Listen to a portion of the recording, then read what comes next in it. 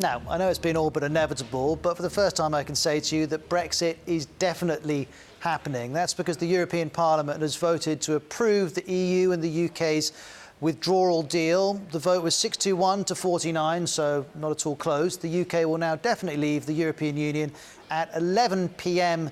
UK time on Friday. That's midnight in Brussels.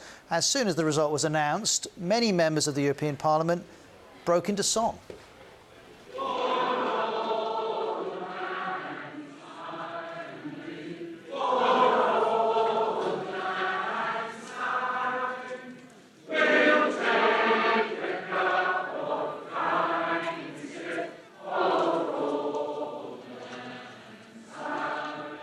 So an unlikely rendition of Auld Lang Syne. That's a Scottish folk song, for those of you who don't know it, but most of you will. And, of course, it recalls happy days gone by. Now, for a lot of those people singing, the happy days in terms of the UK's relationship with the EU are in the past. Today is not a day that they're celebrating. The same definitely can't be true, said, for the Brexit Party leader, Nigel Farage. I know you're going to miss us. I know you want to ban our national flags, but we're going to wave you goodbye. And we'll look forward in the future to working with you as sovereign. If you disobey the rules, you get cut off. Could we please remove the flags? That was the Parliament's Vice President cutting off Nigel Farage's microphone, and she explained why a little bit afterwards. The rule in this House is no flags. I'm Irish. I know I'm Irish. I don't need to wave my flag to prove it. And in fact, what was rather sad was that he did what I asked him to do. I asked him to leave the chamber with his flags, and they went outside. I wish they'd listened to the debate, the sadness of many, not just British colleagues, because Nigel Farage has worked for this for 20-odd years, I think he said. He's done nothing else in this House. He hasn't worked as a European MEP. He's worked to destroy Europe. And he's succeeded, but we're not going to let him win. He may have won the war, but we've got a bigger battle to fight. We also heard from the President of the European Commission. We will miss you, but we will always keep up our friendship with you, and you can count on us as we know that we can count on you. Now, I know I've said this a few times, but let's remember the deal that passed today only focuses on the UK's withdrawal from the European Union. The future relationship between the UK and the EU, well, that is all still to come. Let's hear from the BBC's Adam Fleming in Brussels on some of the hurdles that both sides will have to clear. EU at the moment is getting their mandate ready, which is the detailed blueprint they'll give to their chief negotiator, Michel Barnier, to then start the negotiations with the UK. I hear they're thinking about 12 negotiating streams that will cover things like trade, security cooperation within the EU, security cooperation in the wider world, scientific research, the mobility of people, a whole load of areas. But the first thing they will have to agree with the UK, and I think they'll probably start talking about in the next couple of weeks, is just how the talks are going to work. Here they call it modalities.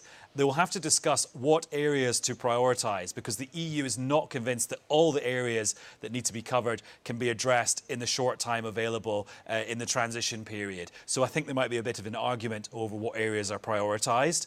There will be a discussion about how intense the negotiations should be, how many rounds there should be, where they should take place, who will be whose opposite number either side of the table.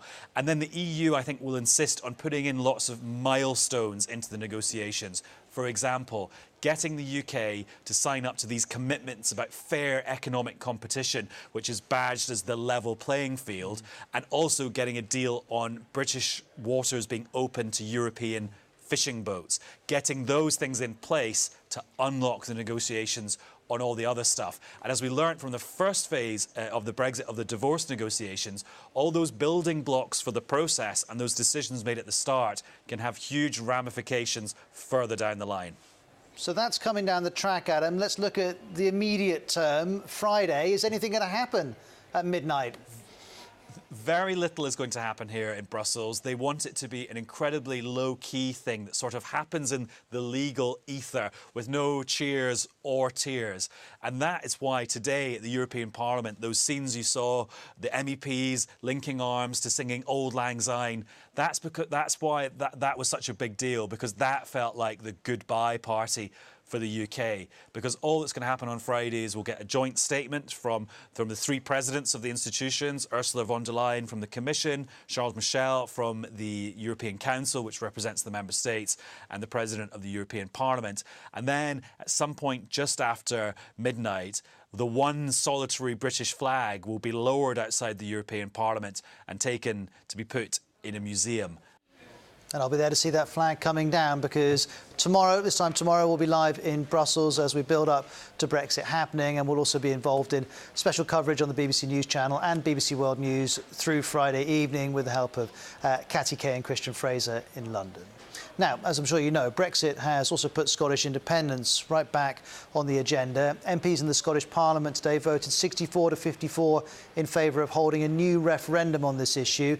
Bear in mind, there was already a referendum on independence in 2014 and Scottish people voted to stay in the UK. But the argument of the Scottish Government is that Brexit means the circumstances have fundamentally changed since then. Here's First Minister Nicola Sturgeon. We stand just 2 days away from losing our EU membership and all of the rights that go with it. In my view, it is beyond doubt now that the only realistic way for Scotland to return to the heart of Europe and ensure that we get the governments we vote for is to become an independent country. But Nicola Sturgeon in the Scottish Parliament does not have the power to call this referendum. That lies with the British government in Westminster, and Prime Minister Boris Johnson has very clearly ruled out granting a new vote. Let's hear from our Scotland correspondent, Lorna Gordon. It is nonetheless a symbolic debate. It is a significant debate in this ongoing constitutional standoff, and that relationship with the EU is key. Of course, a majority of people who voted here in Scotland voted to remain as part of the EU, and Nicola Sturgeon referenced that relationship with the EU in her opening remarks. Her political opponents have called this a political stunt and a distraction, but it is, as I said earlier, symbolic. It is not likely to lead to anything at this point, but it is another step in this constitutional argument, and Nicola Sturgeon says she will make a speech on Friday setting out the next steps in her campaign to secure another referendum on Scotland's future.